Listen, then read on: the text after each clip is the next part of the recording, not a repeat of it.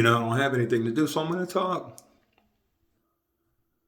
A lot of my friends ask me how I got involved with real estate. And so I want to tell you, I got in real estate by being a good guy. And then the universe just happened to reward me for being a good guy. I never intended to make that money. Hey, listen to what I'm saying. I accidentally made $100,000 and I never meant to do it. Now I'm going to say to you, I don't go to church. I don't tithe. I don't do none of that. But I believe in, I believe. So I, out of the goodness of my heart, did a gesture.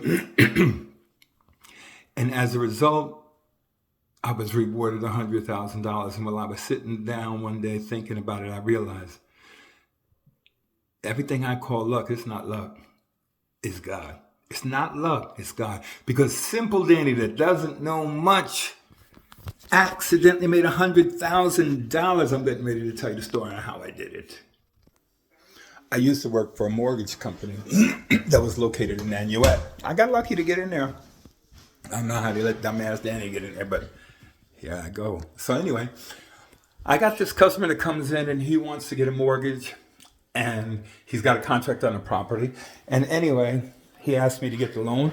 I start processing him and he doesn't really qualify, but he's got a contract on the property for a condominium up off of 9W behind BP. So anyway, I ended up in conversation with the owner, reassuring the owner, hey, please give him more time. He's going to qualify. I'm going to get him to qualify, but please just bear with him. And so I did this every month while I worked on his credit. Every month while I tried to see if I could get him through on a program. And every month I called the owner and had a long conversation with him and reassured him that please, just keep the contract valid. You don't have to sell it to somebody else. And this guy is most definitely going to buy it. And they were depending on me to get this guy to buy it because this guy lived in the unit and they wanted to work with him. Well, after 9 months, I finally got this guy qualified to buy the unit. And I'm ready to call the owner and say, okay, we're ready to close. It's really like good news. And as I'm getting ready to call the owner, the borrower calls me up. And this is what he said. He said, Danny, I got a job with a company called DoubleClick, and they're moving me to Texas, and I can't buy the house now. I mean, I swear to God, my heart was broken. I've given so many promises. I'm gonna let this guy, I just didn't want to break that news to them.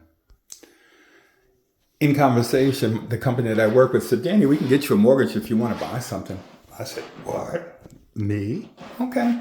So I called the owner and said, hey man, I feel so bad about the fact that the guys can't buy the house that I don't want to let you down. So if you'll agree to let me just close on his deal, I'll just buy it.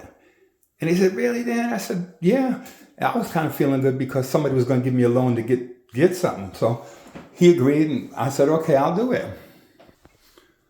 I gave my company my information, told them what I wanted to do. And they worked out the loan so that I could do it. And a week later, I'm at the closing. This guy had signed the contract over to me, and I'm buying a condo in Haverstraw. Hey, listen, I don't know nothing. I just said, all right, I'll buy it. And, I can make the payment on it and rent it. And I just was trying to be a good guy and close on this loan and get rid of his house in the way I had promised him for all these 9 months. So I come to the closing. And the seller who I had been speaking to for months is there in my company.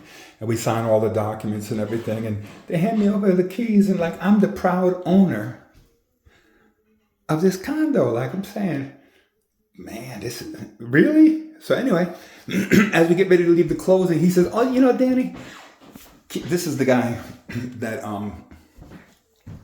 sold me the house, the guy I was doing a loan for. Hey, do you mind if I see the appraisal? I said, no, I don't really care here. Now, he had it under contract for $125. But when he looked at the appraisal, I never looked at the appraisal. When he looked at the appraisal said the value was $225. Everything stopped.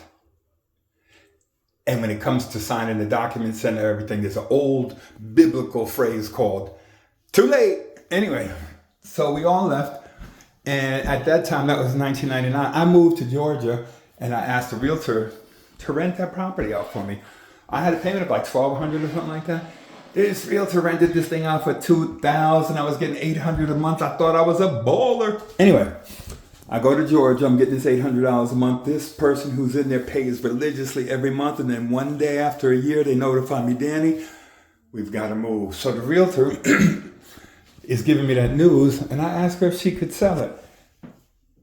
She said, yeah, I'll sell it. And she listed it. Do you know that she got an offer within a week for $230,40 something? And then by the time we minus out the real estate fees and everything, they paid off the $125,000 loan and netted me a check for $100,000. And then I sat there thinking, wow, all I was really trying to do was be a good guy and buy the house like I promised the guy. And look how I'm rewarded. Boy. So what I'm saying to you is there's no simple energy. There's no secret formula. I just acted in good faith and I tried my best to become the solution, to become the miracle. And guess what? Because I honestly became the miracle, God blessed me with $100,000. I didn't earn that money. I was given that money.